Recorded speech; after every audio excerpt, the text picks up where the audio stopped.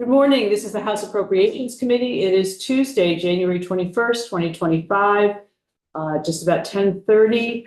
And we are continuing to go take testimony regarding the FY25 budget adjustment. This morning, we'll have the Treasurer's Office give us a report on reserves. And then when that is done, we actually have to have mandatory ethics training is at 10:45. It's going to be back up in the chamber. And so that will be the morning. In the afternoon, it's still in flux, but at 1 o'clock, we will have the tax department coming, and then Aaron's lighting up a few other things. So be back here a little bit before 1, so we'll start the afternoon. So Ashley, I think you are here, and maybe we have some people on Zoom. Good morning, everyone. Good morning. And we have lots of new members, so I think we should just go around and introduce ourselves, and then we can have you all introduce yourselves and get started. Good morning and welcome. I'm John Kosenska from Essex, Caledonia District. Hi, Mike Nigro, Bennington and Powell. Tom Stevens from Waterbury, representing Washington Chittenden District. Morning, Action. Harrison, Chittenden, Mendon, Killington, and Pittsfield. And I'm Robin Shy from Middlebury. Fifth Moonlight, Burlington. Robert Squirrel, Underhill, Jericho. Wayne Rush, Franklin 5, Highgate, Franklin, Berkshire, District. Hi, Mike Murricky. Wyndham 4 District of Hudson. Hi, Lynn Dickinson. I represent St. Albans Town. And Dave Iacovone will be probably joining us. Yes, I remember Representative Bianchi from his earlier days on housing Yes. operations. Yes, he skipped a biennium and he's back with us. So. Yes. So good morning, everyone. My name is Ashlyn Doyon. For the record, I'm the Director of Policy in the Treasurer's Office. I've brought a few colleagues to help with testimony this morning. On the screen, you have Jeremiah Breer. He is the Chief Financial Officer in the Treasurer's Office. You also have Steve Kozlowski. He is from Public Resources Advisory Group, who is the state's financial advisor. Steve is also a former deputy treasurer in Vermont, and he also worked at the Vermont State College System as well. So we're really lucky to have Steve on Craig's team and all of the expertise that he brings. You do have in your committee materials a report that we submitted to you, I believe, on November 15th. On budget reserves and stress testing.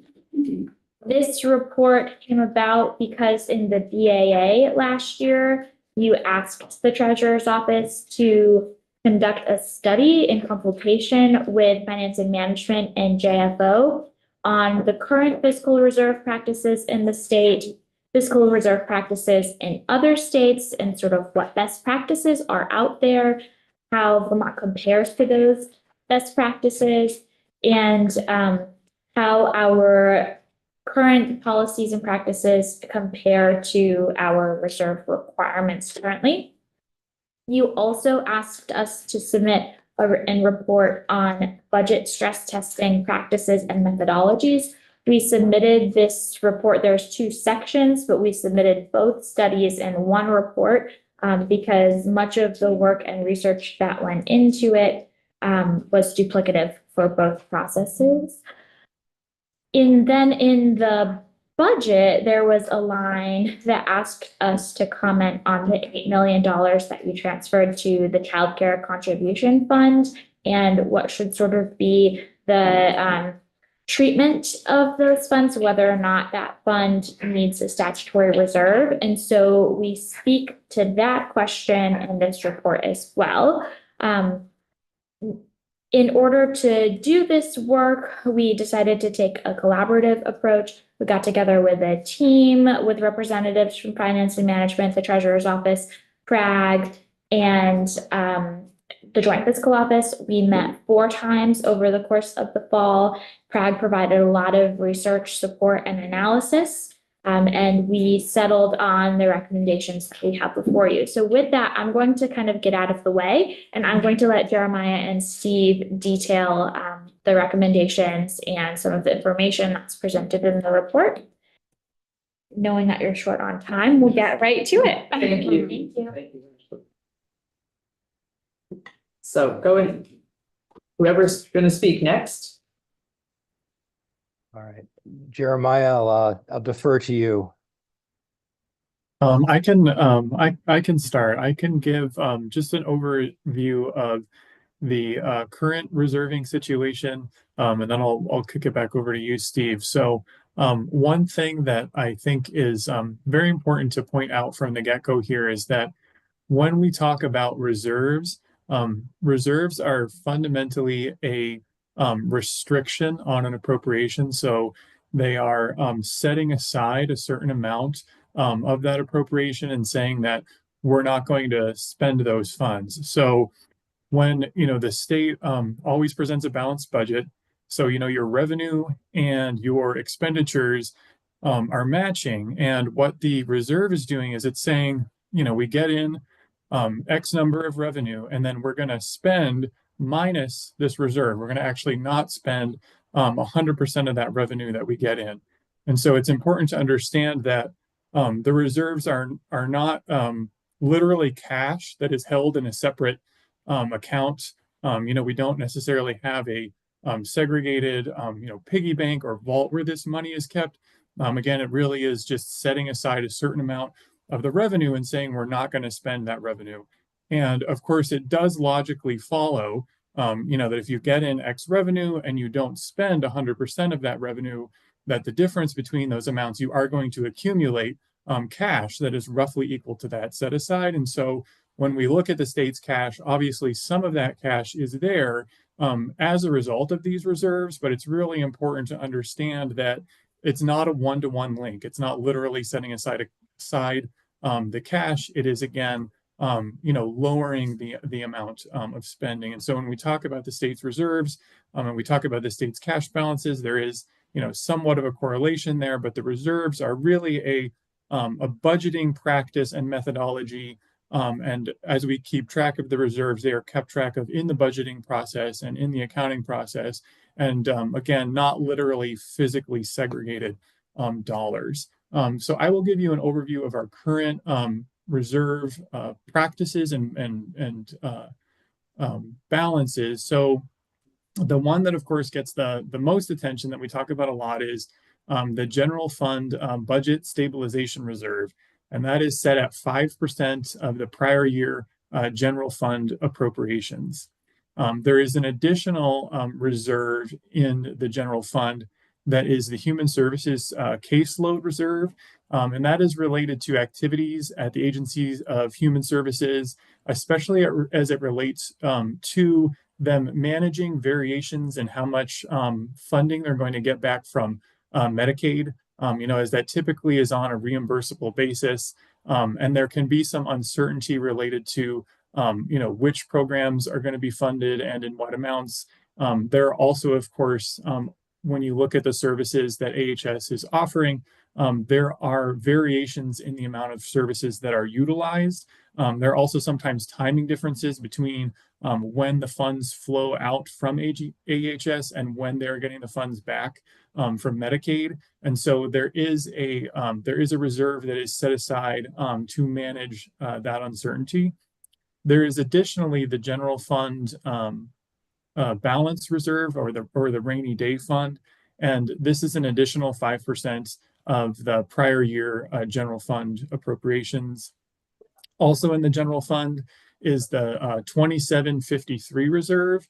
And this is because as there is payroll every 2 weeks in a typical year, there are 26 payrolls in a year. Every 4 or 5 years or so, we get a 27th payroll.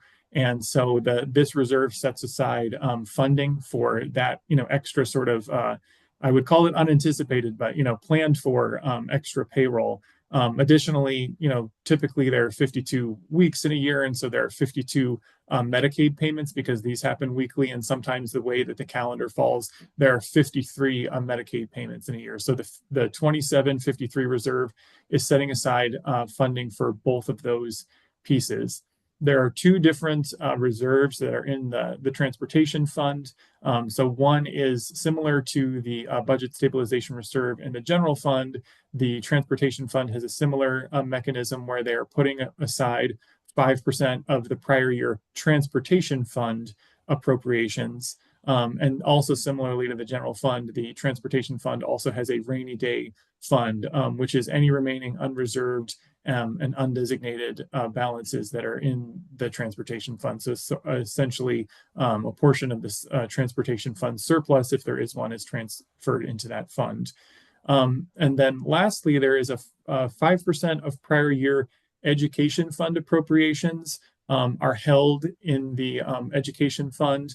And I will admit that I am no expert on education funding, and I know that there are a lot of complications there.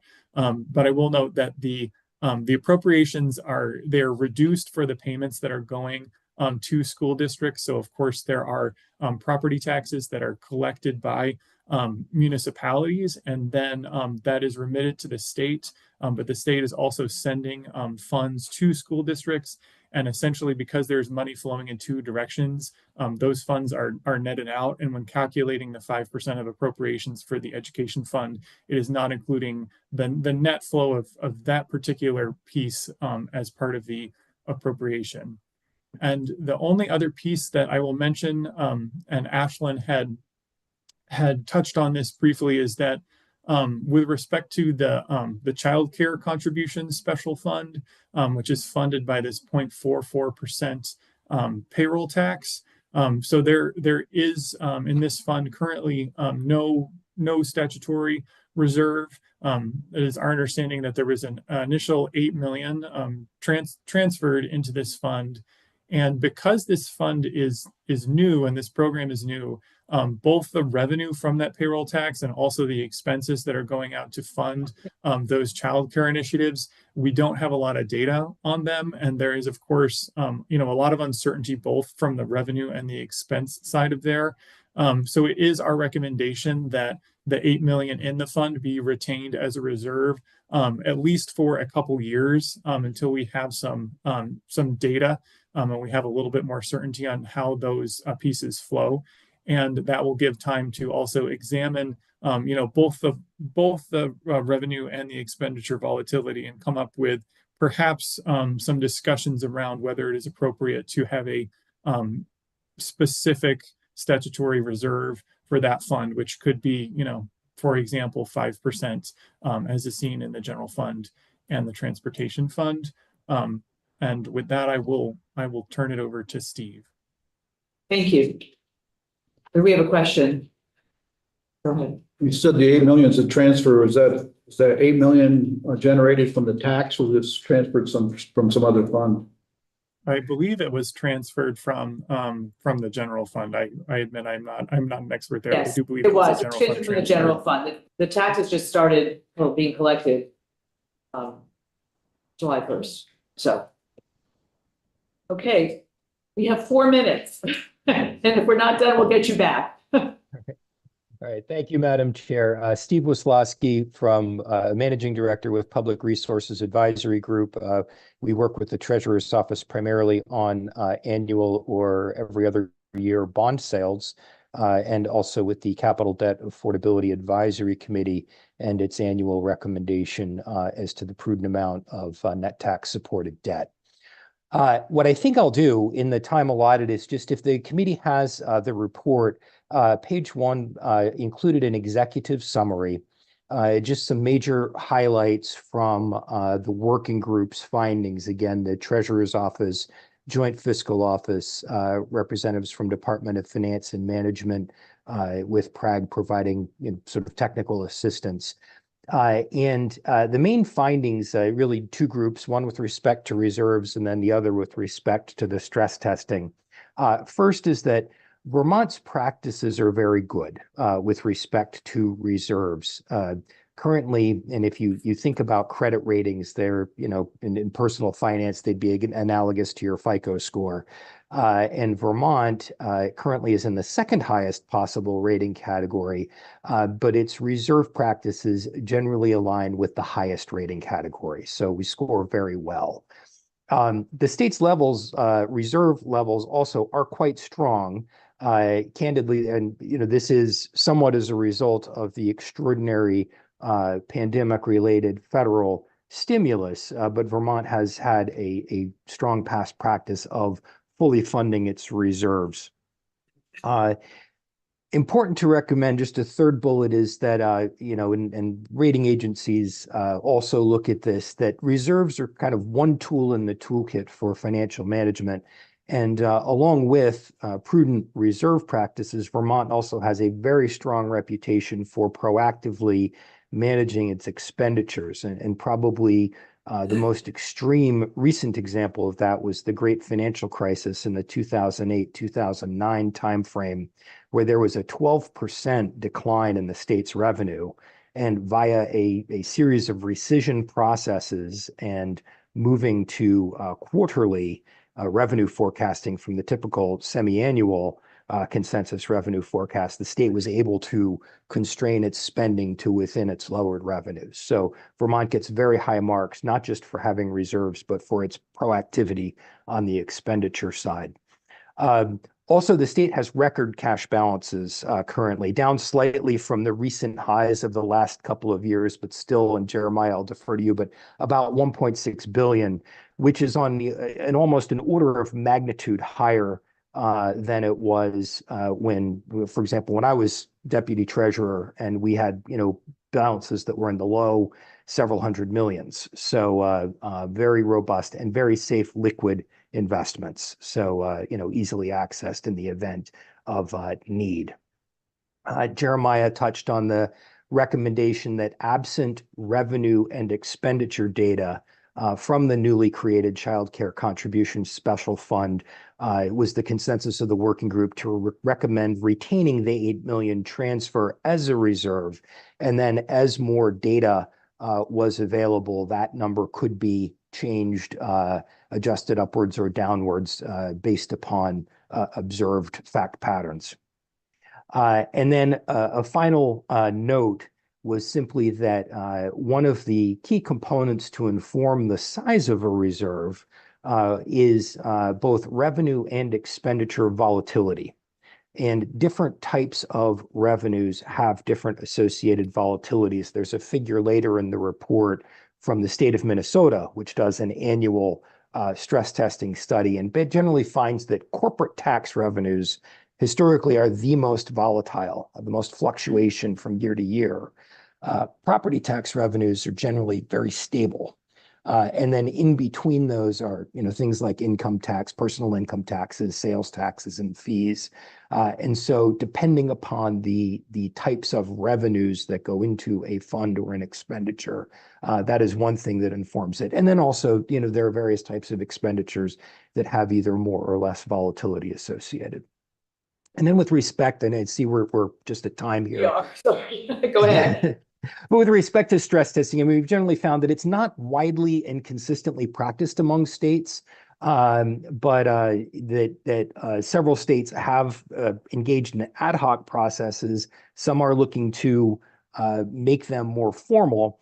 And generally, it's considered good practice, if not to do an annual stress test, to do one every, say, 3 years like Utah does, or at least to do a, sort of single stress test and then use that to inform whether or not to adopt the process more generally. We also recognized, however, that does take a fair amount of work, both personnel resources and financial resources. For example, the states and the legislature's economists would need to be engaged for additional activity. And also that it should be done over a multi-year time horizon, not just in a single year format. Thank you. Do you have any sense of the cost of what that would be, or a range of costs that could be, just so we know?